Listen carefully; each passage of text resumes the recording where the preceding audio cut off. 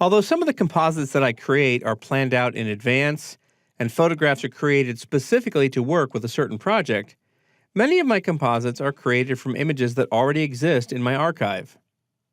These may be photos that were taken with no thought of using them in a composite, or they may be shots that were taken with general compositing in mind, but not for any specific project.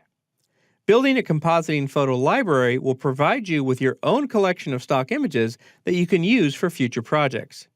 And using collections and keywords in Lightroom will help you quickly find the images you need when the creative muse comes calling. I use Adobe Lightroom for my image management software, and one of the things that I like to do is use collection sets and collections to gather photos that I think might be useful for compositing projects. And you can see that in action here on the left-hand side. I have a collection set for general compositing elements, and inside that there are several subcategories for things like birds, clocks, doors and windows, interiors, people, skies, water, etc.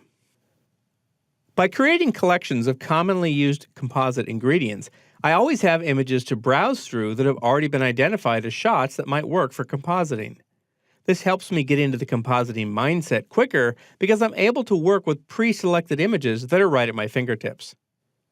I also use keywords for my composite source images, and this is an important part of my organization process since it helps me find images that may not be part of my compositing collections.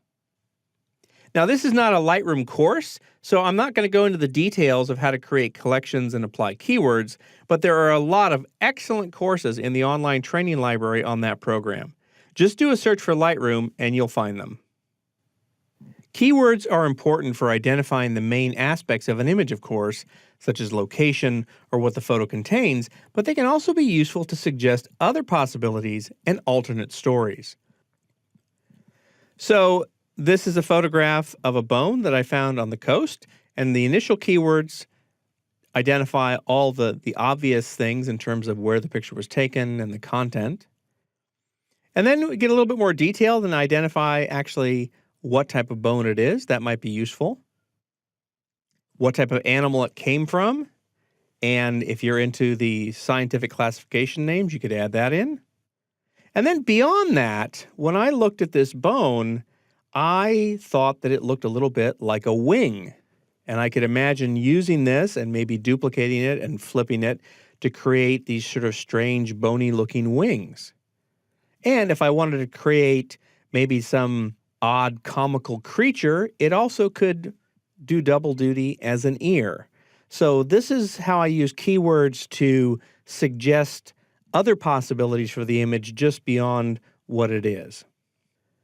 Next, we have this airplane instrument, and my initial keywords just describe airplanes flying in flight.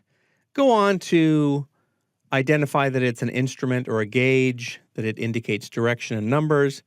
And I get a little bit more specific then, calling out what it is, calling out compass, which is sort of an alternate term for what this is and what function it performs. And then I also use the keyword journey because this, to me, suggests maybe the idea of a journey. And that gets us into the realm of metaphor.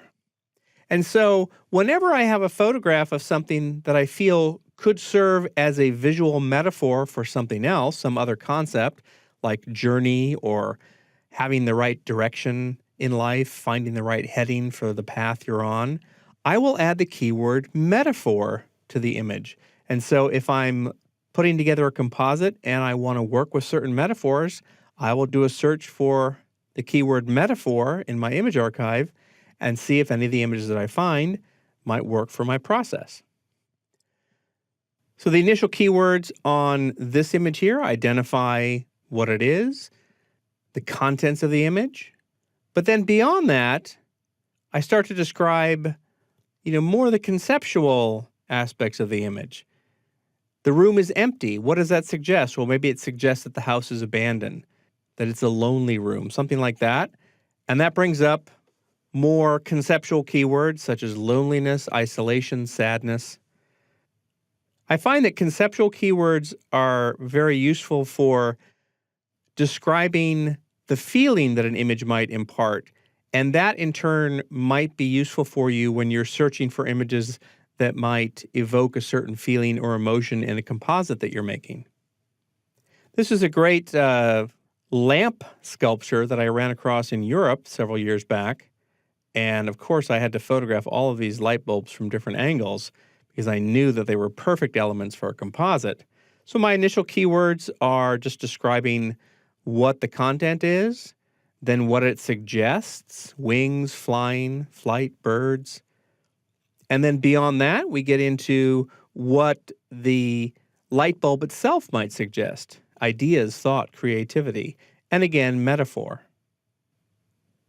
In landscape images, I not only identify where I took the photograph and what type of landscape it is, and also what the content might be, such as the rocks and the spires in this one, but if the image was taken from a specific angle that was just sort of not a straight-on view, if, for instance, I'm tilting the camera upward and looking up at a landscape or up at a mountain or something like that, I will put the keyword upward in the image. Because if I need to make a composite where the perspective of the composite is looking upward, this will help me find other elements that might work with that composite. Because whenever you're creating a composite, the angle of view and the perspective of all the images needs to match fairly well in order for it to be believable. In this image here, which was taken in Death Valley, California, at Dante's View, which is a viewpoint at the top of the mountain looking down over Death Valley, I have my basic keywords that describe where it was taken and what the image contains. But since this is an image where my overall view is downward on the landscape, I will add the keyword downward. Also, this is an image where my perspective is really the far view, the sort of the grand landscape and that far view looking off onto the horizon. So I'll put the far view keyword in there as well. Building a library of your own stock images that can be used in composites will allow you to more quickly explore ideas that utilize your own photographs. Using collections and keywords in Lightroom will help you organize your composite ingredient images and make your compositing creation process more efficient and more enjoyable.